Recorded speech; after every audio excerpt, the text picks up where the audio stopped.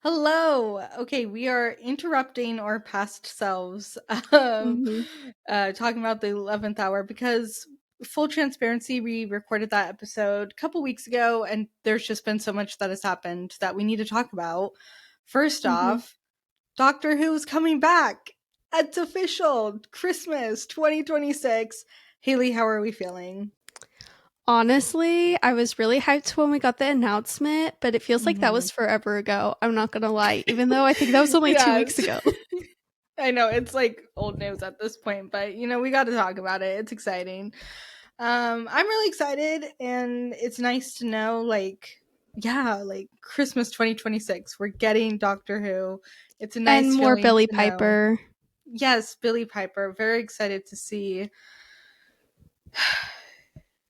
Yeah, excited. Mixed feelings. I've been like Yeah. mourning Shuti Gatwa all day, to be honest. So No. Actually, same. I'm actually really emotional still that we lost Shooty so soon. me And too. with talking about the Christmas special, the Disney deal is donezo. Disney is wiping their hands of Doctor Who, and we have Yeah. no clue where the Christmas special is gonna land. Yeah. Yeah, there's still no international home for Doctor Who, and it sucks. So hopefully they Yeah. figure that out soon. I Speaking think they of, will. I don't think they will. Oh, I think it'll be a while. But like you were Um, saying, speaking of, yes, the spinoff, everyone's most anticipated show of the year, the war between the land and the sea. It's finally coming. At least for some people it's coming. Some people will get it in December. We don't know when we will get to watch it. They haven't told us. So that's great. yeah, rumor is February for international viewers, That's so which annoying. is so annoying. I find it really ridiculous that like the UK gets it when it's meant to air and we everywhere else have to just like wait and like we're going to get And spoiled in the we'll get spoiled on the meantime. entire thing. Like I'll have seen the entire thing on Twitter by the time we are able to watch it, unless they drop it the same time, which it doesn't sound like they're gonna do.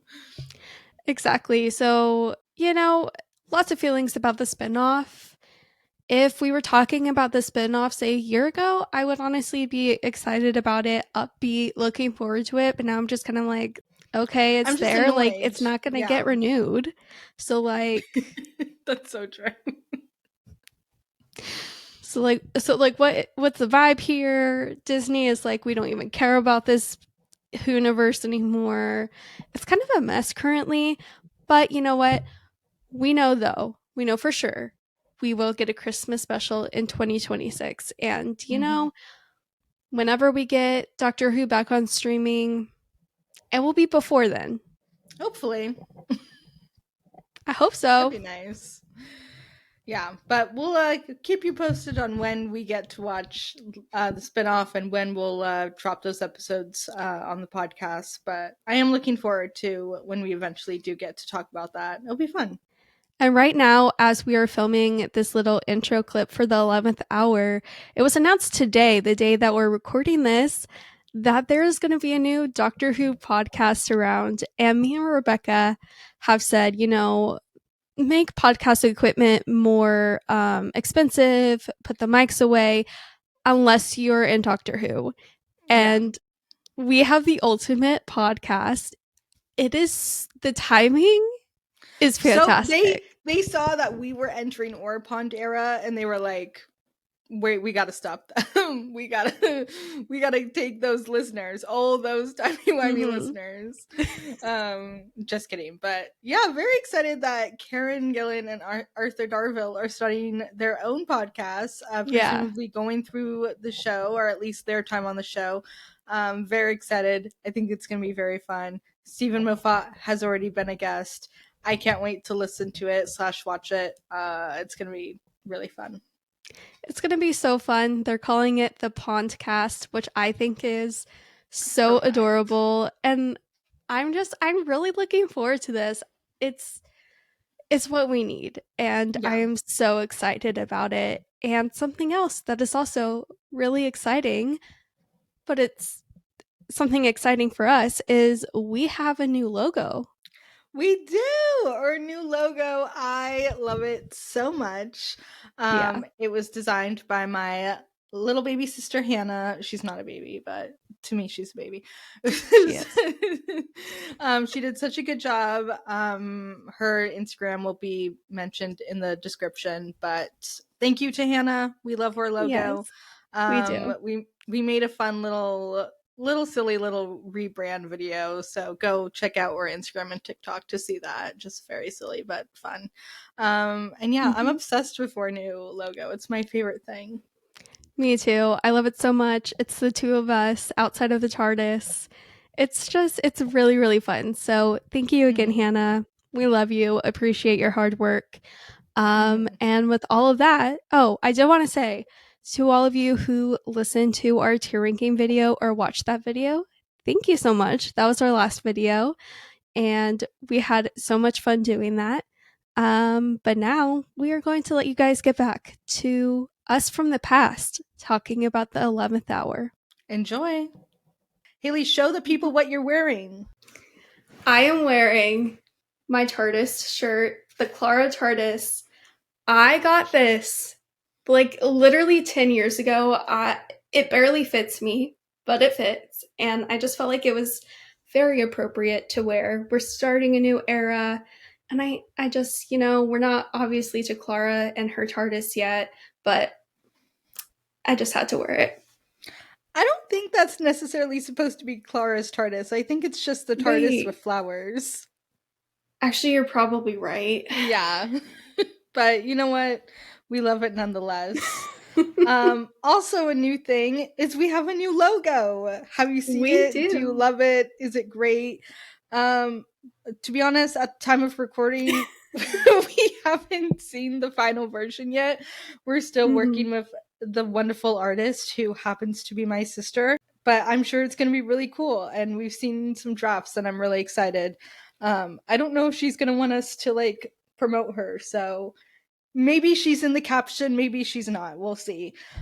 um, but shout out to my sister Hannah. Thank you for the logo and your work on it. We really appreciate it. We really Any do. other housekeeping we need to do before we jump in? I don't think so. I think that is all the housekeeping. We talked about our, podcast logo regeneration happening, a new intro. And yeah, we are Yeah. entering a new era. Can you guys believe it? We are going to be talking about the 11th Doctor, Amy and Rory, Stephen Moffat. I cannot wait. I'm so excited. This new era is exactly what I needed. Mm-hmm. I think for us, we were just talking off mic that the R2D1 era, like that for us is probably our favorite era. It's like the Yeah. one we started with. It's what got us into the show, but I'm ready for something new, for sure. I'm ready for the Moffat era. Are you ready for some fantastic facts? Yes, I am. All right, so this episode aired April 3rd, 2010. How old were you? Tell I was us. 9. I was 9 years old. I was also 9. Hadn't even heard about the show. This was, Mm-mm. I feel like Matt Smith's Doctor was really the first one to like kind of get over to the US, but we were still a few Yeah. years from hearing about it at this point in time.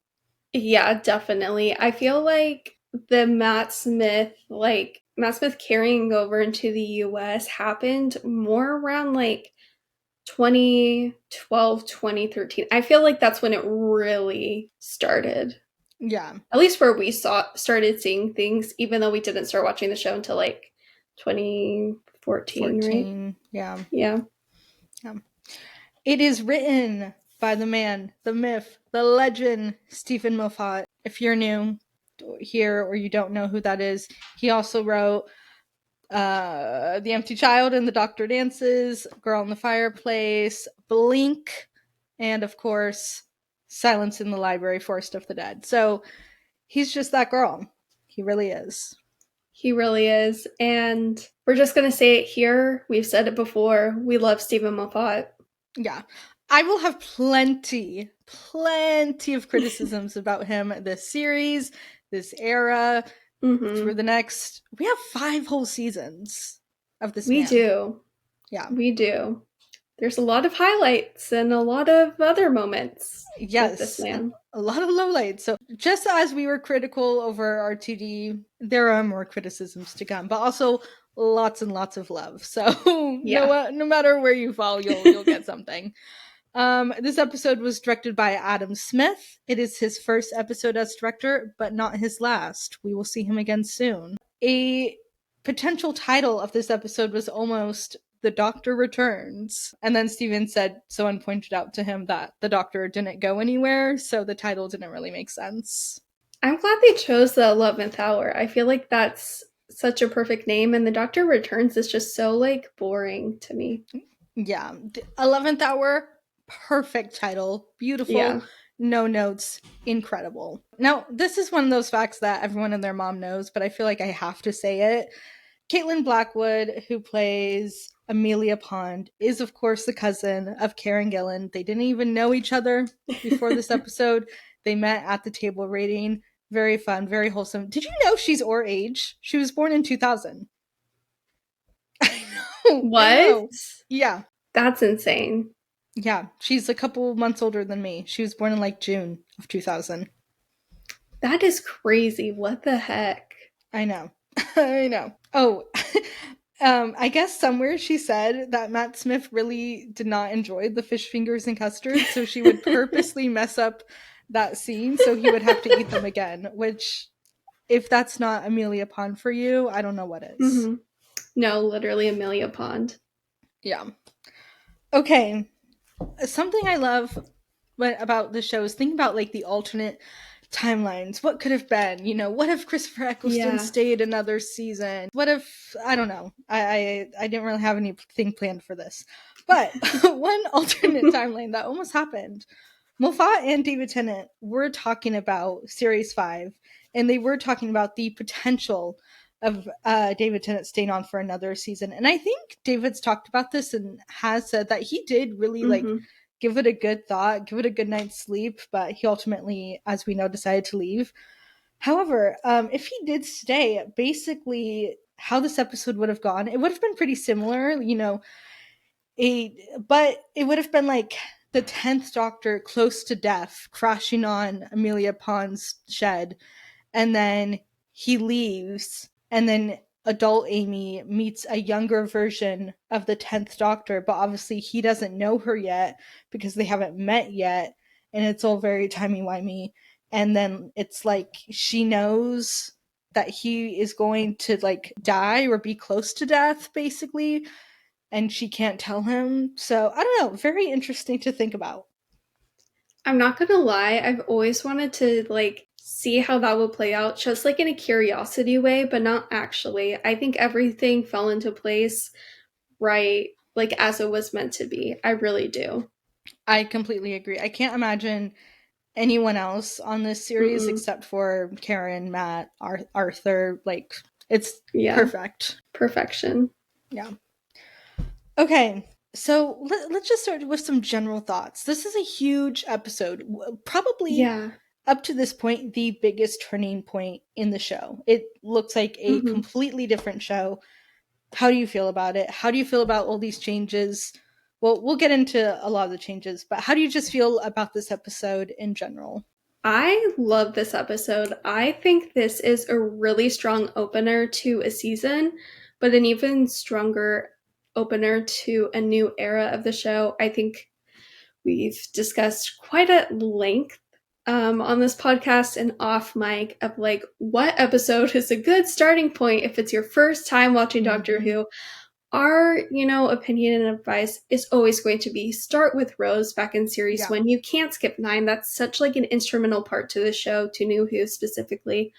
But if I couldn't choose Rose, I would choose the 11th hour. It's just such a good starting on point. You have this new Doctor who no one knows yet. We don't know like his character traits, how he's different from the 10th Doctor. We have these new companions that are trying to figure out who this guy is right at the same time as we are. And I just feel like it's such a good jumping point. And I feel like, the whole thing with Atraxi and Prisoner Zero, is utilized very well in this episode, where it's very obvious, like, this is very much a sci-fi show with aliens. You know, the Doctor protects the world, saves the universe. Sorry, I'm trying to think of like where I was leading to, but I think all of this combined really works together really well to introduce new viewers and to kind of remind the viewers who have been continuously watching the show of like what the show is all about. And I think too, having a new writer, new episodes by a new showrunner are always, I feel, they're judged pretty critically. And I think this is an episode that has withstood any criticism. Yeah, I think, every season they try to market as like, you can jump on. It's totally accessible. You don't need to know 60 years of history. And this is the Mm-hmm. only time that they've done that. And that's genuinely been true. Like, you can jump Mm-hmm. on from this point and you'll be okay not having seen the previous 4 seasons.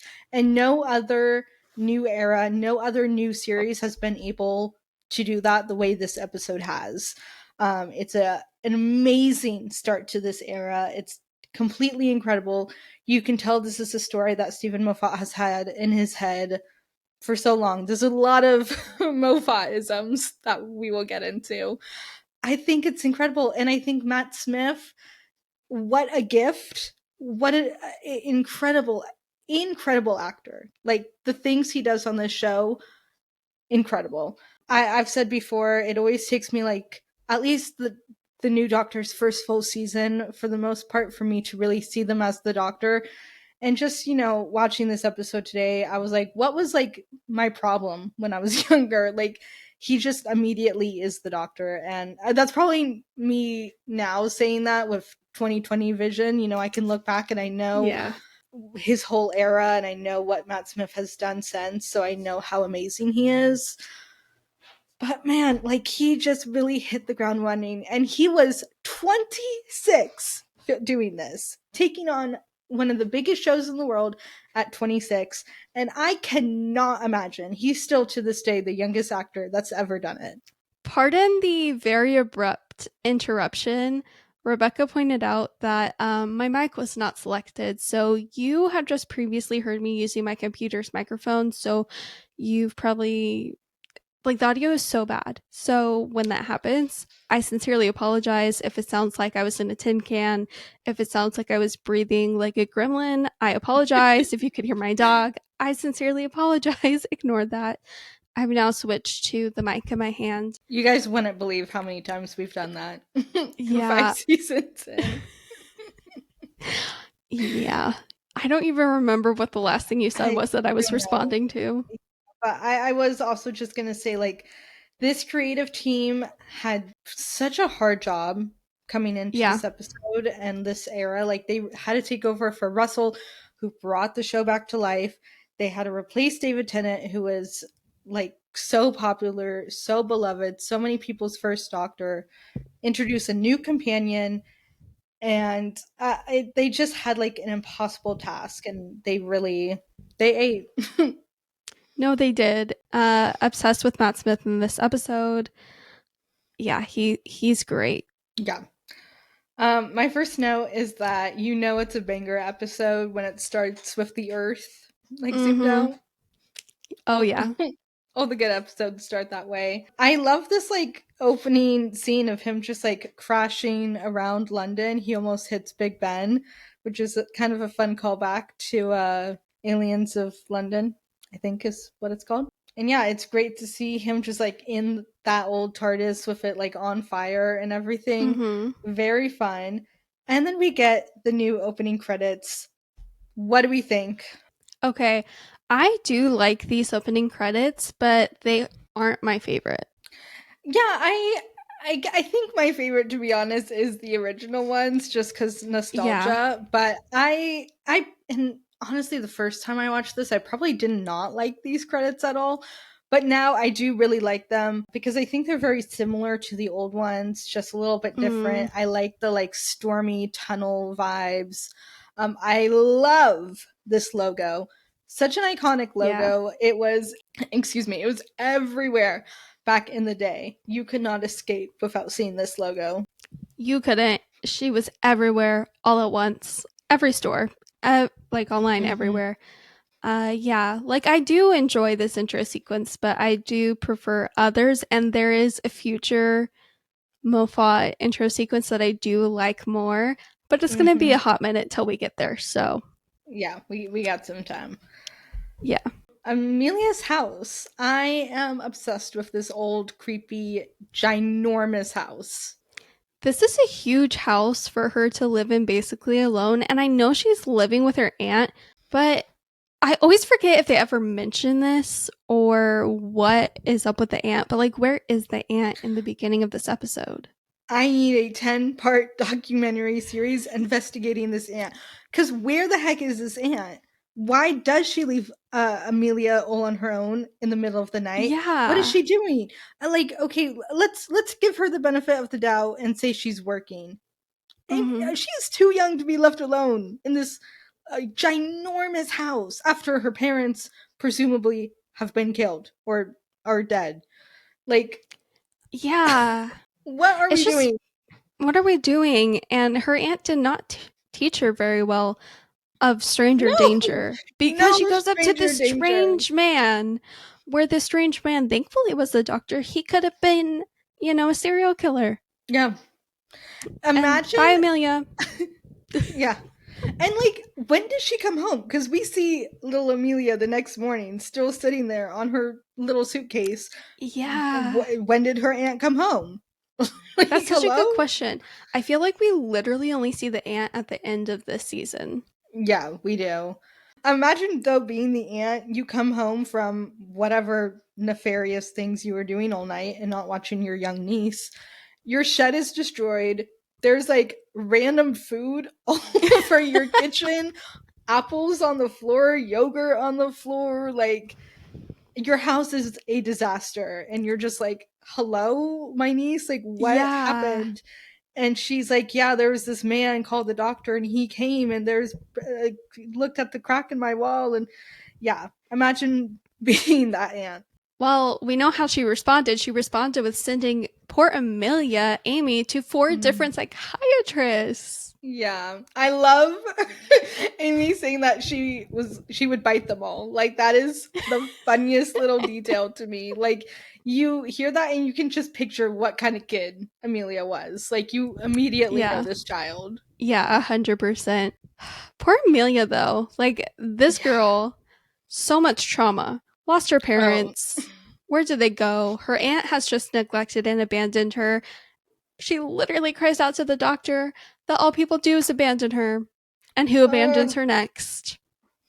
we can't talk about Amy's trauma. It's too early. There's so much more trauma to come. We have to Yeah. move on. No, I completely agree. I needed to talk about it Yeah. just a little bit.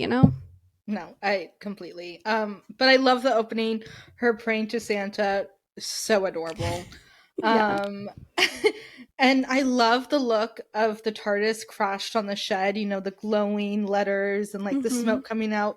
It looks so cool. And then we get Matt Smith popping up, wanting an apple. Great. And the raggedy costume.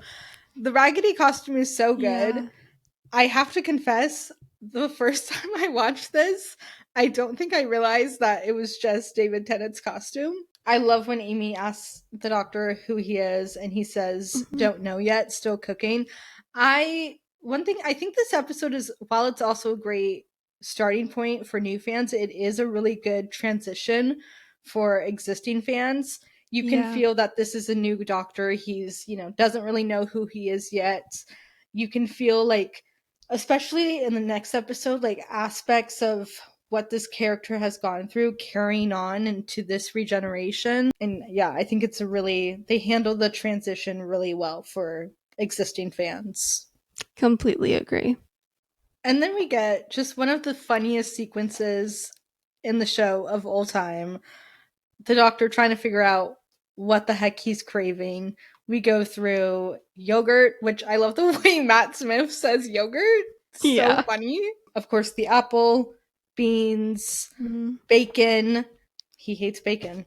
That's Yeah, crazy. he also can't stand it was banana toast, right? No, it was just like butter and toast. Butter and toast. I don't know why I thought banana. You know why? I was thinking of the. Sorry, different show. Never mind. I was going to bring up a Gilmore Girls episode. Oh, yep, I know what you're talking about. If there's. You know what? If you know what I'm Yeah. talking about if you've seen Gilmore Girls with the banana toast. Poor But little Amelia is forced to cook this strange man all the food in her house, which he then proceeds to like spit out and leave all over the floor. again, where is this girl's aunt? Truly a mystery. Like that to have taken a very long time to finally figure out fish fingers and custard for the 11th Doctor would be his preferred meal. Yeah. Now, I already know the answer to this question, but Haley, have you ever tried fish fingers and custard? No. No. Me either, and I would not do it, willingly, is what I'll say. Doesn't Nor sound would I. good. It Yeah. doesn't sound good to us, but I'm sure there's people out there who enjoy it. I don't think I would.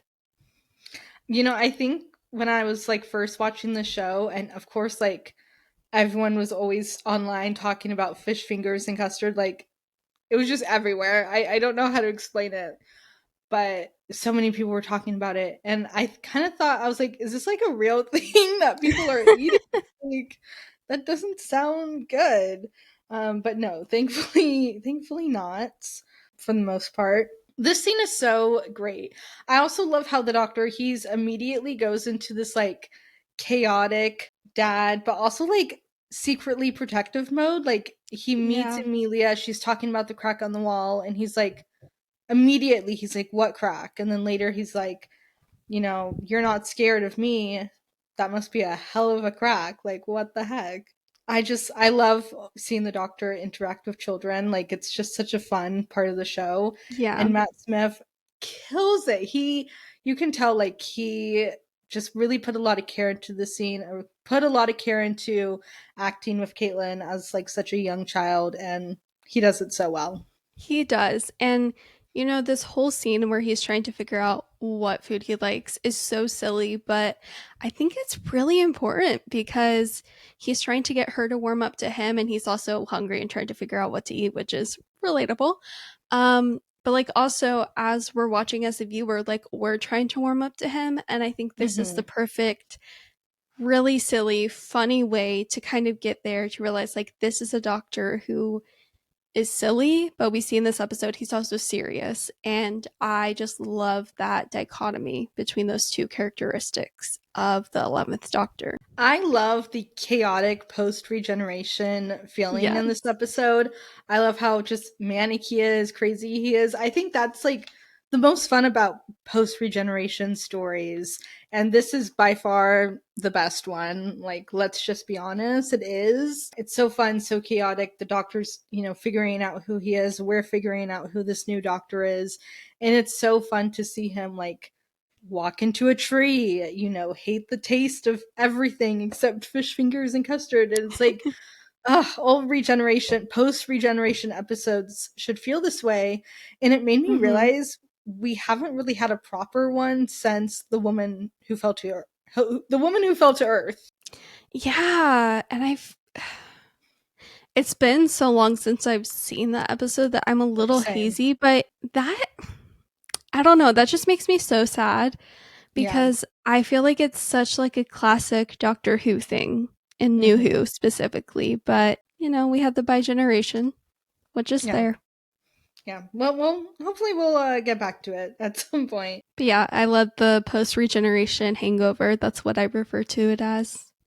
Oh, perfect. And then he is looking at the crack in the wall, and we get a timey-wimey mention. Shout out to the pod. Shout out to us. There's a line, he says, when grown-ups tell you everything's going to be okay and they're lying to make you feel better. I don't know why, but that's something I think about all the time. It's one of those weird lines from the show that has just stayed in my brain all the time, and I think about it all the time. Yeah, I love that line so much. What do you think about, this whole scene where he's investigating the crack and they're hearing Prisoner Zero and they see the eye and all that? Okay, so I remember when one of the first times I watched this episode, I was genuinely so confused. I feel like watching Doctor Who as a 13-year-old for the first time, like this was my first sci-fi show, so I think I was just confused the entire time. But I was really confused on how like the prison worked behind the crack in the wall, and I still kind of am a little like, how could 11 see the prison with a Traxi through the crack on the other side of the wall? Like, do you know Mm. what I mean? Yeah, I've never really thought about it like that, but Yeah, so I'm always yeah. curious about that, but I really like the, crack in the wall storyline we're getting this season. I find it so fascinating. There's Mm-hmm. so much to it that we'll talk about in future episodes. And like the giant eye, like the Atraxi's giant eye, I remember like that gave me a jump scare when I first saw this episode. I was not expecting a giant eye to peep through that crack. Yeah, no, same. I love the directing in this episode. Yeah. This episode in general looks so amazing. I think it's the Mm-hmm. best looking episode of the show up to this point. The way it's directed, the lighting, the blocking, it's so good. Just that shot of like Matt and Caitlin and they're like looking at the wall and the eye pops up. So good.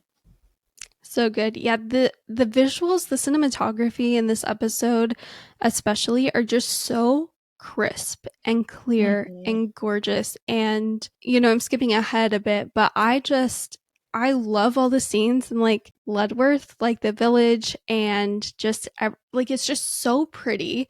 The lighting is so perfect and so even, and I don't know, there's just something about everything in this episode visually that I just can never get over. Like it just lives rent free in my mind. Like Hmm. one of my top like visual episodes. Which is kind of crazy to say, I know, like in this show when it's like very simple stuff, but it's just gorgeous. And it's such a big shift from the kind of visuals they were doing in the previous era. Mm-hmm. So I think it's just such a big breath of fresh air. It's something new, it's refreshing, it feels lighter, it feels a bit brighter. It's really nice.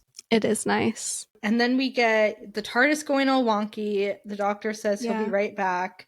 And poor little Amelia says, people always say that. And oh, my heart just broke watching that today. It just reminded me so much of like being a kid and like an adult would tell you something or promise you something. And like even as a kid, you kind of knew they were going to let you down. Yeah. Like they weren't going to come through for you. And then the doctor's like, I forget what he says exactly, but he's like, oh, he's like, do I look like people? And he Yeah. promises he'll be back. Ugh, poor little Amelia. I know. It's so sad, especially because he never meant to abandon her Yeah. for those 12 years. That was never his intention, but that's part of life with the doctor. And I feel like, the concept has been examined a little bit, like in Aliens of London and World War III with Rose disappearing for 18 months. And I don't know, I really appreciate that in this episode, in this season and era, we kind of dive into this concept even more and kind of just see how much it has affected someone. Like I just find that interesting. Like it's such a part of being with a doctor. Like he doesn't mean to show up late, he doesn't mean to show up early, that's just the way it goes. And yeah, it's so sad though for Amelia. Yeah, it's so sad. It starts the early trauma for sure. Ugh, yeah. So that's something I love about Moffat's writing is he really shows you what it means to be friends with the doctor and the impact the Mm-hmm. doctor has on the lives of the people he meets, even just in like small moments. And then, the people who travel with him, the people that are friends with him, and, the consequences of that. Oh, we have so much good stuff to talk about this era. I can't Yeah. wait. We get our second Geronimo. Do we? I did not notice. Yeah, right when he like jumps into the TARDIS, he Mm. says it. Y'all don't understand the impact the word Geronimo had on the culture back in the early No. 2010s.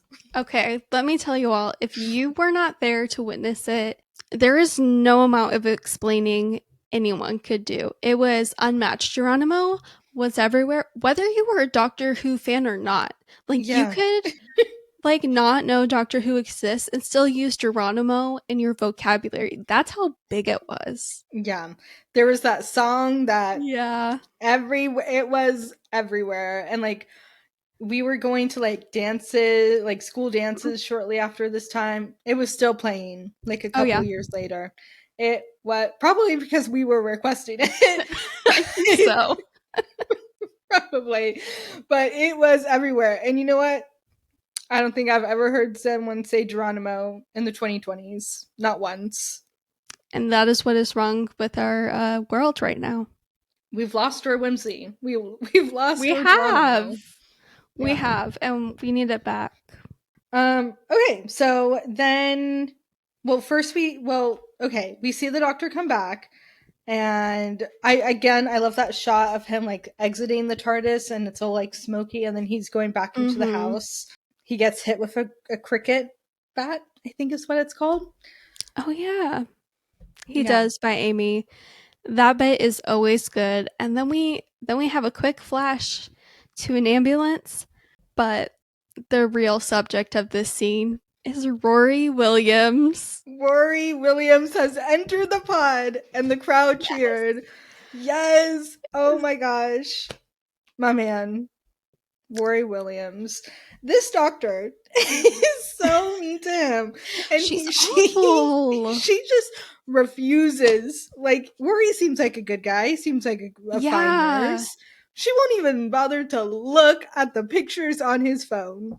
No, she's literally like, "Why are you handing me my phone or your phone?" And he's like, "It has a camera, dude. Like, look at it." Also, so 2010 to emphasize that your phone has a camera. I know, I was thinking during this episode, I sometimes I forget just, like, how much technology has grown in the past, like, 15 years since this Yeah. episode. So this was very much, like, the dawn of everyone starting to get smartphones, and it was really funny how emphasized it was in this episode. Hmm. This small town has a lot of coma patients. Yeah, like, why wasn't anyone thinking that? Why are there so many people in comas in this small town? And like, why aren't you listening to the nurse who is saying something funky is going on with the multitude of coma patients? You're in a small town, in a small hospital, and you think this amount of patients is normal? Yeah, there's an epidemic going on. Okay, so for the visual watchers, you might have just seen a little emoji thumbs up pop up.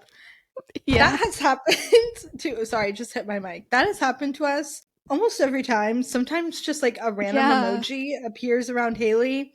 Don't know what it is, don't know how to turn it off, don't know how to set it off, really. It just happens. So for the people on It does. YouTube, enjoy that. Yes, and for anybody listening who did not witness that, there was just a like button, like Rebecca said, that popped up on the screen. We can't control it. Sometimes you might see a random, I don't even know, honestly. Thumbs I up, think like balloon. confetti. Oh, I yeah, don't even confetti. know. Oh, I think we saw a heart once. We did see a heart once, you're right. Yeah, it just happens. Okay, so then we go back to the Doctor and Amy, and we find out it's been 6 months since anyone has seen Amelia Pond. 6 months, yeah. What are your thoughts on Amelia? Sorry, what are your thoughts on the kissogram? First off, how funny and wholesome that the Doctor sees this completely real policewoman outfit Yeah. and assumes she is a real policewoman. Mm-hmm. So funny. Um, I don't know. I have complicated feelings about the kissogram. I just I don't know. I don't know how I feel about it. Yeah. I don't really care, to be honest. I don't. And I think it makes sense with where Amy is in her life. Like I think when we meet her, she's very young. Like I forget how old we're supposed to think she is. I think she's supposed to be like 19 here. I don't know. I think so. Yeah. She's so young and she's very unsettled, very, still wandering, still growing up, which I think is normal. Like at her age, she doesn't have things figured out. And I think, when people criticize Amy and things that she does later on the series, it's like she's just a girl. She's just figuring things out. Like she's taking time and she's making mistakes, and it's very messy, and we will have some things to talk about. But she's just figuring herself out still. She doesn't know who she is yet. So I think it makes sense for her character, for her to be a kissogram. And I love the moment later on with the old woman when she's like, aren't you a nurse and sometimes a nun? Like, very fun. Very Also, how many fun. people in this town are hiring a kissogram? Also, what is a kissogram? That's what I want to know, because I know they No. went for the innocent explanation of a kissogram, but was that really the intention? And I'm just going to It leave it there. it feels like they wanted it to be something else, but they couldn't say what that other thing Exactly. was. Yeah. Yeah. Exactly. That's kind of always in the back of my mind. And then, like, it's just never brought up again, I don't think. No, never. But what do you think about this? I agree with you. Like, I don't truly care. I find it interesting. And I do think, Amy is young, and she also, like, she went to 4 psychiatrists as a child. And I know, like, we're joking about that, but, like, that's actually a lot. That's a lot for anyone to experience. And obviously, she's a fictional character, but still, she's, like, trying to figure herself out. She's young, she's in a small town, and she very much is Amy Pond. Like, she doesn't fit Mhm. in the typical mold because she's Amy Pond. Yeah. So I think it makes sense that she kind of has a an odd job, for lack of a better term. But I do love, like, the comedy it does add in the scene where she's pretending she's calling back up when she's, handcuffed the doctor to, like, the radiator or whatever. And it always cracks me up how a little bit later in the scene, she's like, there is no backup. And then 11 is like appealing to Prisoner Zero, like, don't worry, you can keep us alive because there's no backup. And then you just hear Prisoner Zero echoing out loud. And he's like, just kidding. We do have backup. That's why you should keep us alive. I don't know. Yeah. Just like that I whole love comedic the effect back is and so forth. funny. No, that was great. Also, love that she has handcuffs because, Yeah. of course, she would have handcuffs. I love Yeah. when she's going into the like room. Also, that thing, the like thing at the corner of your eye. I feel like that comes up at multiple points in the show. It So does. we'll have to keep an eye out. That I fear that might be another Moffatism. But I love the line Yeah. when she's going into the room and the doctor says, "Do I just have a face that nobody listens to?" Again, Again. so good. Cracks me up every single time I watch it. Me too. I was literally just about to talk about that line, which is really funny. Yeah, that so good. And I always, it's so freaky when she goes into the room and she sees the Sonic has like all of the slime and grime. So Yeah. obviously it didn't just like roll under the door. It wasn't just left behind by the doctor. I love how she says it like, "Oh, yeah, must have rolled over under the door and hopped on the table." Yeah. Also, I always forget what Prisoner Zero looks like. I don't know what it is. Like, Oh, interesting. I always forget, like, what Prisoner Zero actually looks like. And so, like, every time I see Prisoner Zero, I get wigged out all over again. And it's mainly the teeth. It's the For long teeth. me, it's that it's like a long giant snake. I don't like that. Oh, interesting. Because I'm here thinking it's more like a worm than a snake. I don't know why. Oh, yeah, you're right, but I I could I see just see that. snake. Yeah. Yeah, so we do have we do have prisoner 0, the growling, he can't figure the mouse out, which is a kind of a funny bit. Then they go outside Yeah. and the doctor realizes, "Hey, this shed is 10 years old." And I just love this back and forth. He's like, "Why did you say, 6 months? Like I needed to know this." And the way she just yells at him and says, "Why did you say 5 minutes?" Such a good moment, such a good Mm-hmm. reveal. Obviously, we know. Like, did you know? You Yeah. knew. Yeah, we I knew. knew. We knew. But that line has such a grip on me. Like the way she Yeah, yells. she delivers it Yeah. so well. Karen Gillan's so talented. And just the shock on the Doctor's face is so good, and such a great reveal. Even though we know it, I do think it's a great twist. I completely agree. And like right after this, 11 is like, oh, they're not going to incinerate your house. They're going to incinerate the earth if they can't find prisoner zero. And I just have to say, Moffat really said 20 minutes to save the world, no TARDIS, regeneration hangover, no Sonic. And he accomplished that. He wanted to make history with his writing, and he accomplished that in his first episode. Like, to not have the TARDIS, not have the Sonic was such a great call because he's relying, like, on, the relationships with people. He's relying on, like, I don't know. I love all of that. You know what I'm trying to say? Yeah, Moffat went to the president of BBC Studios and said, "I want to make history," and that's exactly what they did. Exactly. Yeah. Yeah, and I love the setting. It's a great, again, so refreshing to not just be in like London, aka Cardiff, and we're just in this nice little like Ledworth town. Very nice. I love the pace. I love the vibes. Very fun. Love the duck pond without any ducks. Love the post office that's closed. Very storybook. A bit fairy tale. Yeah. But I Okay, love it. that is something people talk a lot about in this era, is the fairy tale aspects of it all. Some people like it, some people don't. How do you feel about it? I personally love it, and I feel like it was handled well. I think the show needed some whimsy added to it, and I think Moffat did just the right amount. I can understand why people don't love, the fairy tale kind of vibes, but I do. I think I like the way Moffat utilized it.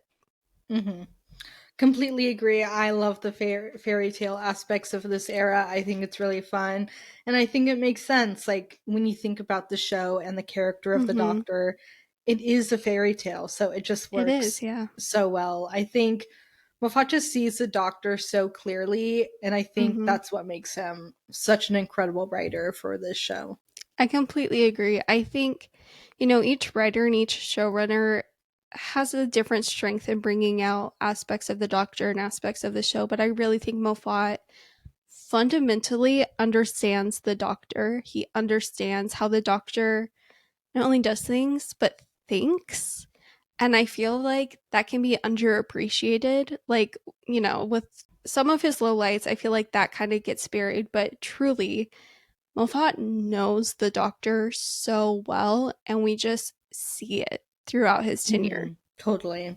There's so many even just like little lines throughout this series where I'm like, he just nailed it so much, but we'll get to it. So we barge into this random old woman's home, and she knows Amy. I love that like everyone in this town just knows who she is. Very funny. And she like recognizes the Doctor, and I love Matt Smith saying, "Not me, brand new face," and like the face he gives. So funny. So perfect. No, it's perfect. I find the character of Jeff in this episode to be really funny. Oh, Jeff. Jeff, delete your internet history. That which is another Moffatism. Browsing that history. Is another Moffat. Yeah. Internet history. Yeah. Keep a tally mark. Like that comes up a lot. I love that the Doctor always sees Amy as the little girl he had fish fingers and custard with. Like, they're in the scene, they're talking about her being a kissogram, and the Doctor's like, "You were a little girl 5 minutes ago," and she says, "You're worse than my aunt," and he delivers one of the best lines, "I'm the Doctor, I'm worse than everybody's aunt." So good, so incredible. And then he says, "Yeah, that's not going to be my catchphrase," but great line. Great line. And I also just love how the older lady, she's just nosy. She just wants to know the tea. She wants to know what's going on. I feel like I'm skipping around. I know we're going in chronological order, but I was just going to talk about how, like, when she barges in Jeff's room, when it's the Doctor and Jeff in the room, and 10 is... I knew it. I was like, she's going to say 10 at some point in this episode.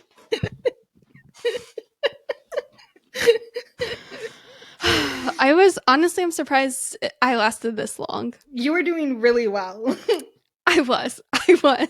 But as I was saying, when the 11th Doctor's logging on with all the world's experts, I don't know. I just find the older lady really comical, just trying to figure out what's going on, wanting to know what Jeff is up to. I love how excited she is when she realizes that it's the Raggedy Doctor and that, like, Yeah. apparently Amy has told everyone in this town about the Raggedy Doctor, and she's made everyone play all these games. We find out later she's made Rory dress as the Raggedy Doctor. So fun, adorable. And I love that, like, the whole town was in on this little fantasy of hers. Yeah, definitely. We get a little, like, a little bit of Sherlock in this episode. Do you know what I'm talking about when I say that? 100%. When 11 says, hold on, what did I see? And then we kind of, I don't know how to even describe it. And if you guys have watched the episode, you know what scene we're talking about. But when the camera kind of pans to all of these different people, and then, we see the man with the dog. So that obviously that's Prisoner Zero. But then it kind of goes to Rory, and he's taking a picture of Prisoner Zero because he knows that man is in a coma and can't possibly be out. But the way it's filmed, the way it's done, 100% pulled from Sherlock. So completely Sherlock-esque. It's very funny. I like it here. I'm glad that's not, like, something that kept happening in this era, but it's great this one time. I watched Confidential for this episode, and it looked like they just had to have everyone stand, like, very, very still. So they're, like, literally standing in front of Arthur Darvill, and they're just, like, snapping photos, filming. Very complicated. So hats off to them. And this is where we find out that Amy and Rory, they're kind of a couple. Like, he's like boyfriend, she's like kind of boyfriend. What do we think about this? I have always interpreted this moment to really be Amy. Like, Amy and Rory definitely are dating in this moment, in my opinion. But I've always taken this moment and interpreted it as her Raggedy Doctor, who she's really infatuated with, just came back into the scene. Lots of conflicting emotions and feelings. She doesn't know how to react. She's a young girl. And I don't know. I think part of her doesn't want to scare the doctor off because, like, what if he's actually interested in her? And part of it is like a schoolgirl crush kind of thing. I think there's different factors. Rory did not deserve that, but I think, it's one of those moments where she's just, her immaturity is kind of at the forefront. Yeah, I think for as much as they love each other and we know how much Amy cares about Rory, I think she's so young here. She's not ready to really, like, settle down. So I think, having her imaginary childhood friend randomly show up 12 years later, that's going to do all sorts of things to your brain. Like, for years she had psychiatrists telling her he didn't exist, probably her aunt telling her he didn't exist, like, all this stuff. She's finally grown up, has a boyfriend with a nice job, and then her imaginary friend from childhood shows up. Like, that's going to kind of, like, mess with your head a little bit. Oh, 100%. And then we get, here is where the doctor's really like, okay, 20 minutes to save the world. Like, either go hang out with your family, write your loved ones, or help me. And I love that Amy is just like, no, absolutely not. And I love the locking his tie and the car door scene. So funny. So funny. And, like, her yelling no in that moment really made me think back of young her, like Amelia Williams. Oh my gosh, sorry, forgive me. Not yet. So bad today. But Amelia Pond just being like, no. Like, I feel like that reaction, totally understandable. She just wants to know who the heck this man is. But I love how the doctor's like, you have to trust me. Like, I'm basically your only hope. You have to trust me. Can you work with me and trust me for 20 minutes? And I really like that 11 said that. I think that made it easier for Amy to trust him, because it really was like she only had to truly trust him for those 20 minutes. And I think that's a lot less overwhelming than trusting someone who's abandoned you. Completely. Yeah, sorry for the YouTube watchers who just saw me sneeze. But no, I completely agree. I love how he says it, like, put your faith in me for 20 minutes. And the Mm-hmm. way that comes back around later, we'll talk about it when we get to it. But Yeah. so good, so good. Okay, the apple. This has bugged me for years. I don't Wait. know if you have ever eaten an apple, you know that they turn brown Oh yeah. immediately. Within Immediately. seconds. That apple should have been brown. Like, I know it's only been a few minutes. It should be well brown by then. Well, you know, he has special pockets.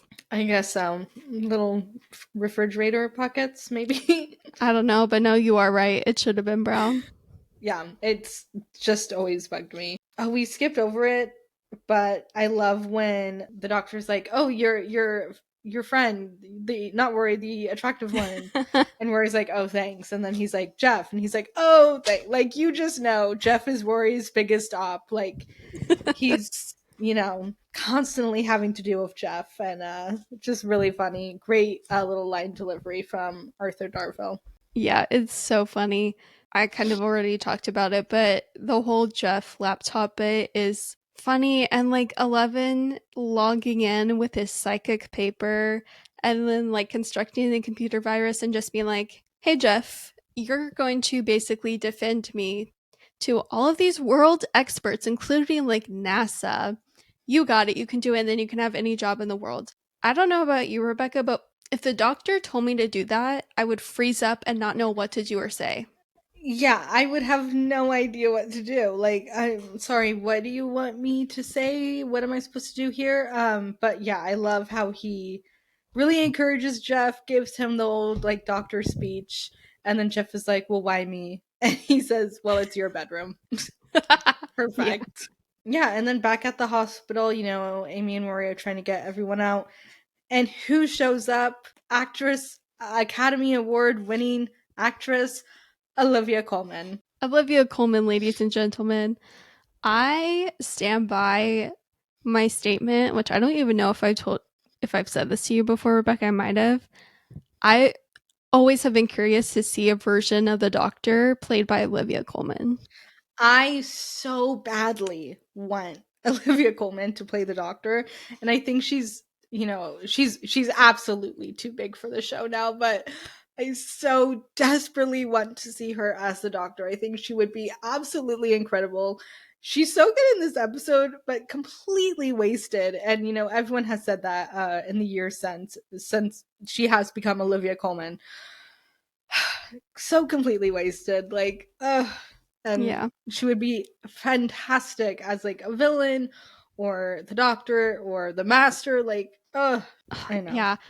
I want this woman back on the show, like really in any capacity, because I think she Hmm. just has it for the Doctor Who universe. Like she just has the skills. Like I love her, completely underutilized in this episode, but it is fun that we have her. Like I always love that, like I feel like the most famous people to have, been in Doctor Who are in the most random roles. Yeah, definitely. We've talked a lot about like Bridgerton actors that have showed up in the show, call them midwife actors. We also Yeah. need we should have been talking about this already, but Broadchurch actors on the show. Broadchurch and Doctor Who, it's just one big circle, to be honest. Obviously, David Tennant, and then in this episode, Olivia Colman, Arthur Darvill, and that's we have many more to come. We've said it before, we'll say it again. The BBC has 3 actors on call. Yeah, pretty much. So, Prisoner Zero knows what the cracks are, or what the crack is, I should say, at this point. Yeah. And Prisoner Zero teases the Doctor about that. Hmm. I also love the moment where he's like, Time Lord, or whatever the line is. Yes. Yeah. And the doctor's like, okay, you got me. And then like the creepy little girls. Oh, so creepy, by the way, especially when like So Olivia creepy. Colman is talking through a child. Anyways, out of context, that just sounds so. I love when you see like all three of them open their mouths and you see the teeth. Ugh, Ugh. gross. Ooh, gross. But when they're taunting the Doctor, basically like, nah, nana poo poo, you don't know where the cracks originate. The doctor doesn't know. So No. good. So much is set up in this episode. They Yeah. really hit the ground running. They like have all the doctor's like characteristics down. Geronimo, but bow ties are cool. And then they set up the cracks and they set up silence will fall. The Pandora cup will Dorka. open. Insane setup. I totally forgot they included Silence Will Fall in this, like as early Yep. as the 11th hour. I don't know why, but I always remember the Silence Will Fall line. For some reason, I always think that it comes in later, but it doesn't. It starts here, which is so crazy. Yeah, I always love foreshadowing like this. We kind of skipped Completely. over it, but I have a very sincere question. Who let the 11th Doctor commandeer a fire truck? No, you're so right. Who gave this man a fire truck? Did he steal it? Which, very in Probably did. character. Like, how did no one realize? Like, I don't think stealing a fire truck is very easy, even in like a No. small, sleepy little town like this. How did he get this fire truck, and why is no one Yeah. chasing after him? Exactly, especially because I feel like with the town as small as this would be the only fire truck, or maybe they have another one. Like Yeah, max two for this tiny town. completely. Yeah, no, that was really funny. I love him like climbing up the ladder. Great. Um So good. I love the text messages saying duck. yes, very fun. Who's the man? I just Just like the doctor, no response. And yeah, very funny line, but I love that everyone is like, no, we're not giving no. you that. We're not putting up with this one. No, I love that though. I love that this doctor is silly goofy. But Amy and Rory kind of rein him in and are like, no. I love when Prisoner Zero takes the shape of the doctor and he says, "Well, that's Yeah. rubbish. Who the heck's that supposed to be?" He's been so busy, he hasn't even been able to look in a mirror and see what his new face is yet. This is the first time he's seen his new face and new body. Yeah, which made me think back to like it reminded me of the Ninth Doctor, how like he saw how he looked in the mirror at Rose Tyler's flat. And then I was thinking about the 10th Doctor. I'm like, when did he look at him? Did he? So Before. I was thinking about this too. There's the moment on the Sigrax spaceship where he's like, "Rose, am I ginger?" And she's Oh, like, that's "No." right. And then we get the scene of him in that wardrobe that's never to be seen Right. again 20 years Mm-hmm. later. And that we see him like in a mirror. So I guess we can assume that that was like the first time he's really seen himself properly, at least, was in front of that big mirror in the wardrobe. I always love the trope of the Doctor seeing how they really look, and they either love it or they're like, "Oh, this is how I look. Yeah. I don't like it." Always fun. Always good to. I love how the writers will just like roast their actors. Yeah. Like they'll find the one imperfect flaw about them and then never let it die. Like how many times is there going to be a joke about Matt Smith's chin? Like so many Oh yeah. times. Matt Smith's chin, I feel like 9, it was his Years. ears. 10, it was what was it for 10? Just being tall and skinny and attractive. No, skinny. Skinny boy. Skinny legend. Yeah. Uh, you know, I'll just say it while we're here, even though we haven't gotten there yet. 12 is like the eyebrows. Yeah. Yeah. You're right. You're right. It's very interesting that they'll just choose a way to roast the actors. So funny. So we get like the words out zero, everything is zero, zero, zero, zero. I kind of forgot about this, like how the whole world for some reason is like in on Same. this, but pop off. And then the Atraxi find Prisoner Zero, they get him, and like this is where Matt Smith becomes the Doctor. Yeah. He calls them back. He says, Shadow Proclamation, blah blah blah. This is a level 5 planet. Did you think no one was watching?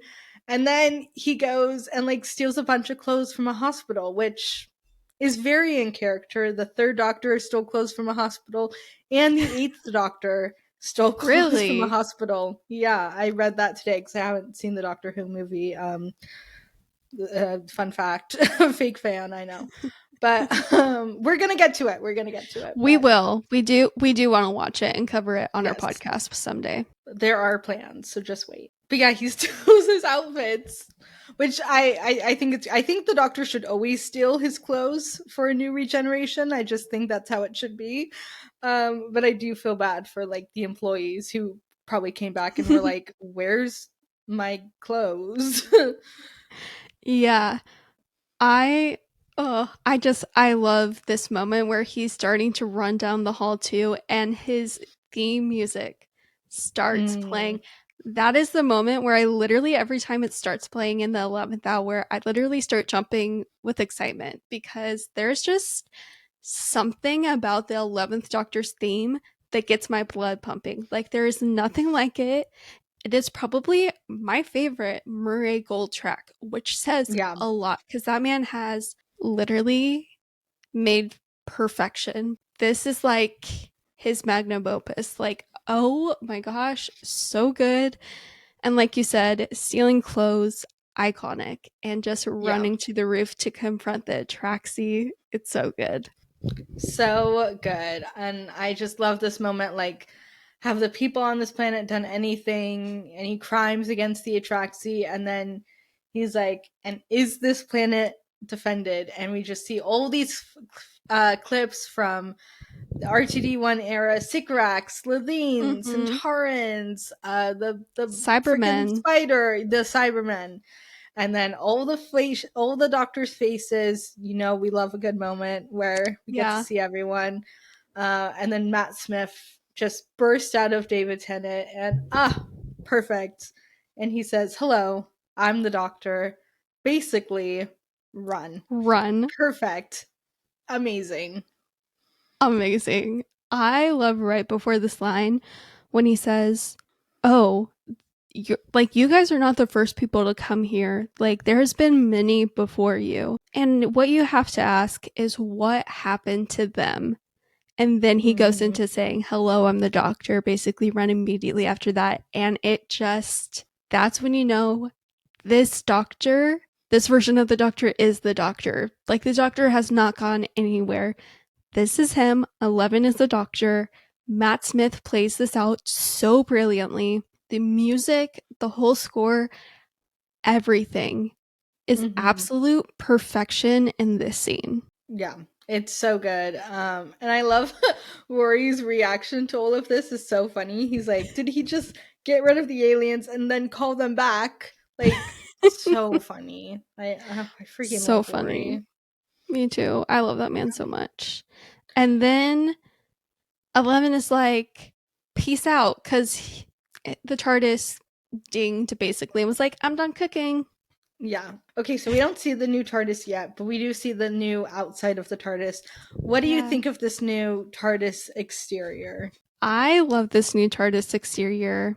I'm going to get called a fake fan and I'm going to get hate comments for this. And I sincerely apologize. I'm usually very detail oriented, but for some reason, instead of face blindness, I have TARDIS exterior blindness.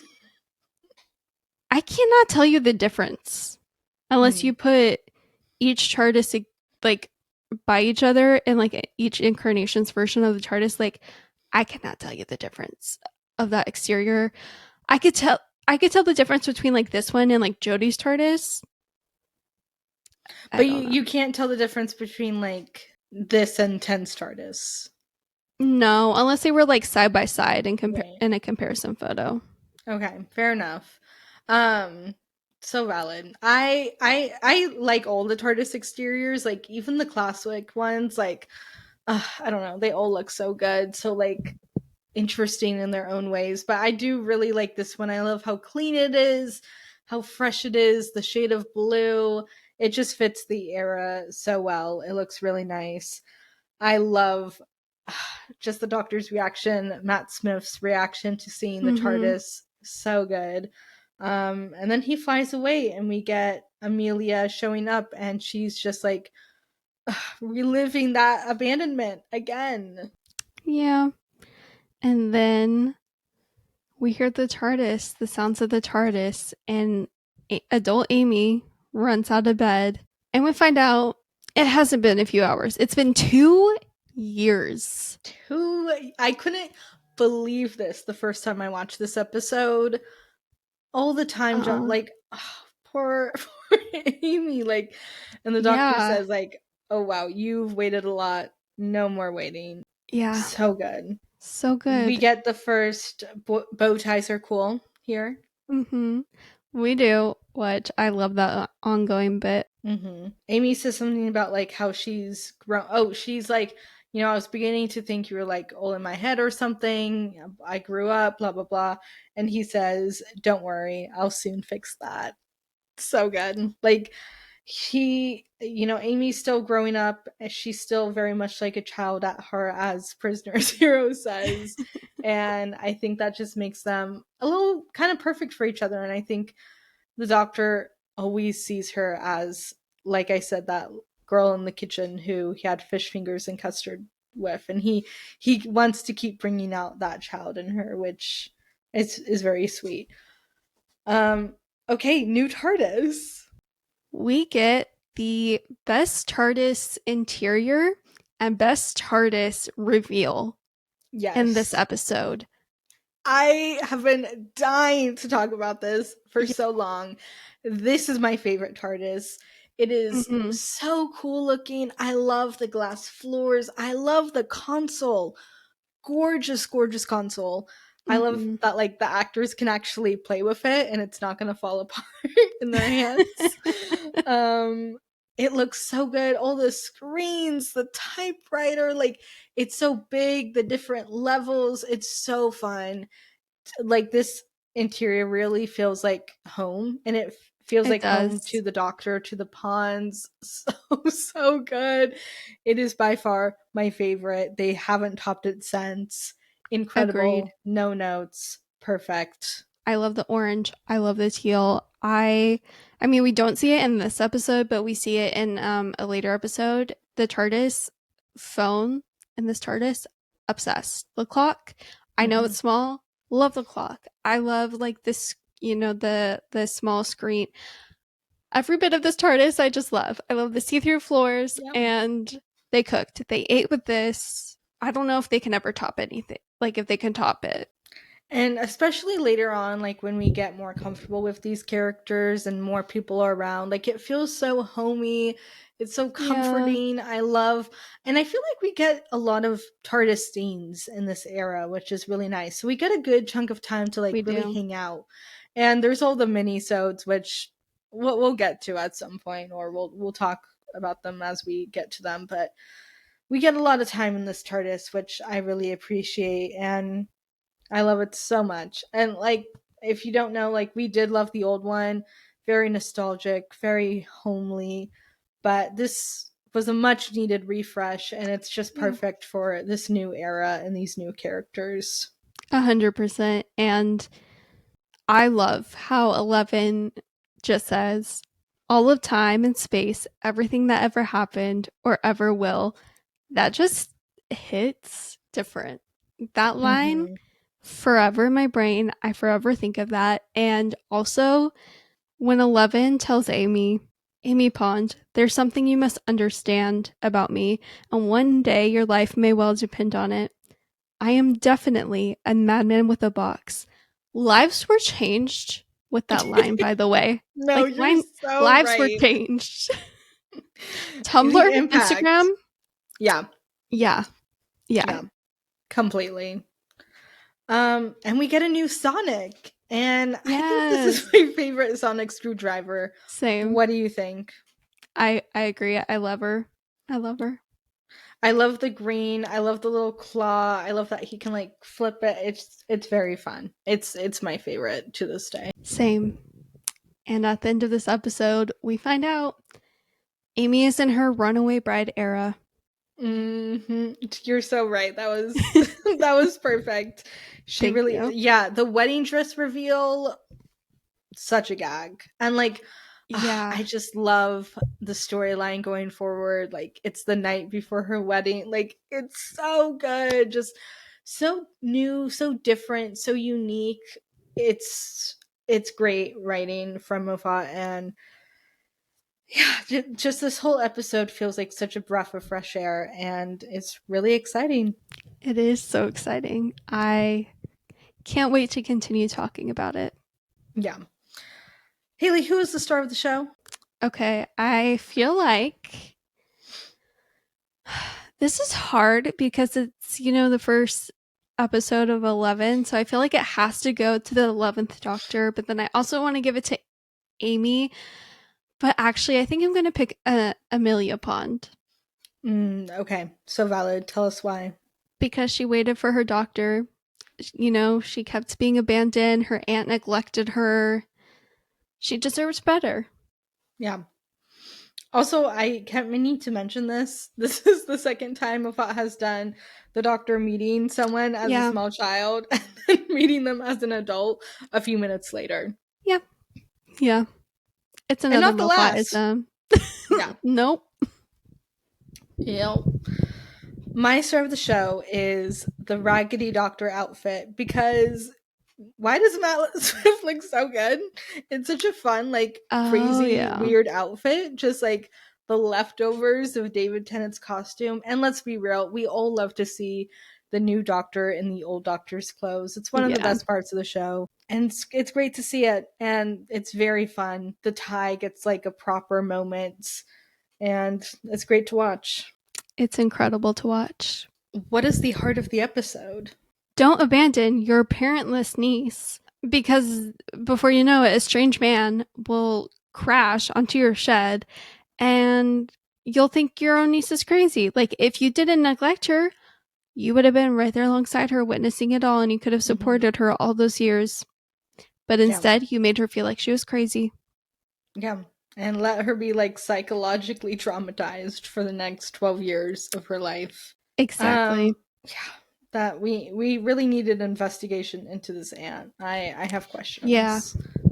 So many. Yeah. My heart of the episode is don't grow up. Just don't grow up. Even if you grow up, just don't. Yeah. You can always be a little kid inside if you really want to be. Yeah. Yeah.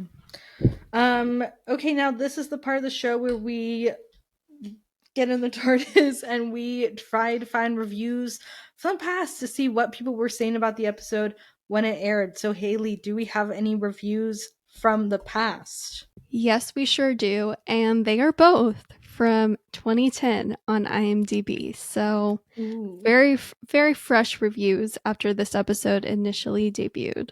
This first review is written by the user Velociraptor256, and they wrote this on April 3rd, 2010. And I'm just going to be reading bits and pieces from their review. But they start off by saying that after nearly 2 years, we have a proper series of Doctor Who again with a new doctor and a new executive producer. So, how's the first episode? Well, it's not bad, but it's not anything special either. Nothing special, you say? The beginning of the episode is the best part, with our introduction to the 11th Doctor and his fun interactions with young Amelia Pond. In his first full appearance, Matt Smith gives nothing to complain about as far as acting and charisma goes, but the eating sequence at the beginning is the closest he comes to defining himself as his own Doctor. In the Christmas Invasion, David Tennant made it pretty clear that the 10th Doctor was a different person from the 9th. In this episode, at least, the 11th Doctor doesn't really do or say that much that clearly separates him from the 10th.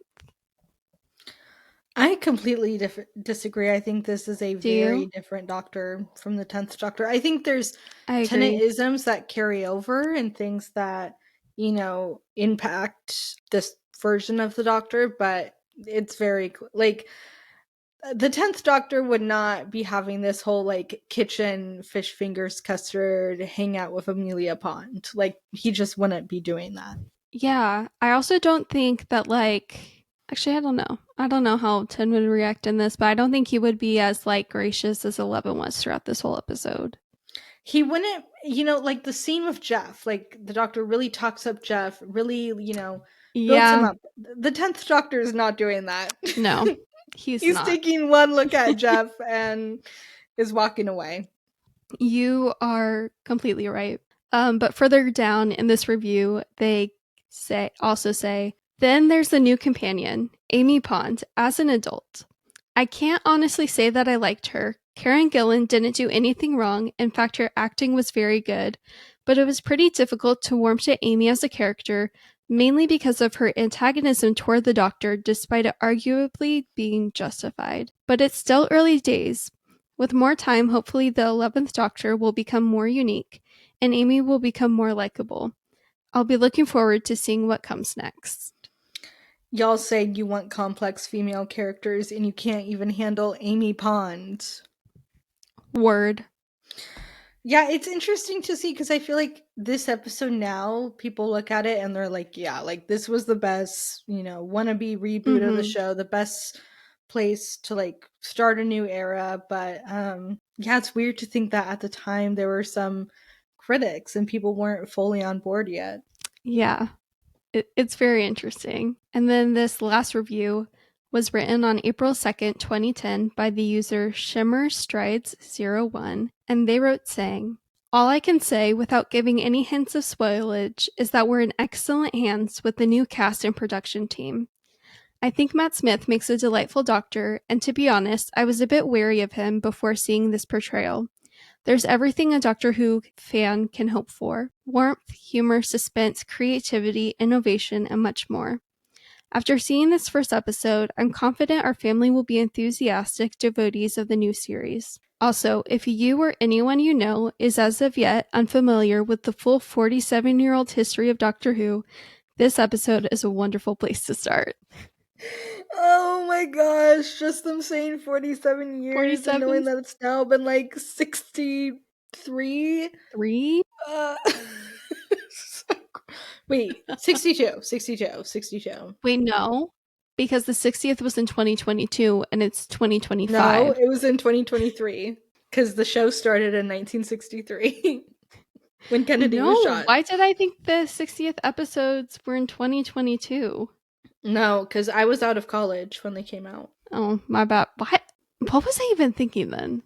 Oh, you know what? I was probably thinking of Jodie regenerating into David and being confused. Because timey-wimey. So valid. But yeah, that made me feel really old. And just the passage of time scares me sometimes. But yeah, solid review. Completely agree. Yeah. I'm so jealous of everyone who got to watch this era like live and experience it in real time and like the theories. I'm jealous.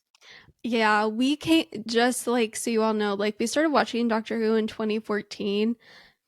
So like series 8 with Peter Capaldi, that was our first like real time Doctor Who experience. Everything else we had like binged. I remember binging these episodes. I was trying to think earlier if I like turned this on right after End of Time Part 2 or if I forced myself to take a break, but I genuinely can't remember what I did. I can't either. I remember it was a while though until like Series 7 was on Netflix and Day of the Doctor. But like as for Series 5, I don't remember if I watched it immediately or it took a minute. I don't know. Well, thank you guys so much for talking about the 11th hour with us.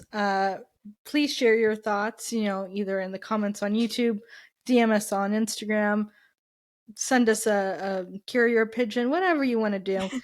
Let us know what you think. Let us know what you think of the new logo. I hope you like it. We will be back next week with The Beast Below. Yes, we will. And as always, don't forget to follow us on Instagram and TikTok at TimeyWimeyPod. And send us your thoughts on the episode, anything else you want to talk about, to timeyimeypod@gmail.com. And if you happen to be on Spotify or any other podcast platform, thank you guys for listening there. And if there's a way to leave comments there, like there's on Spotify, leave a comment there as well. And leave a little review. It would really help the show out. Yes, it will. But until next time, we will talk to you guys next week. Bye, guys. Bye. Ta-ra.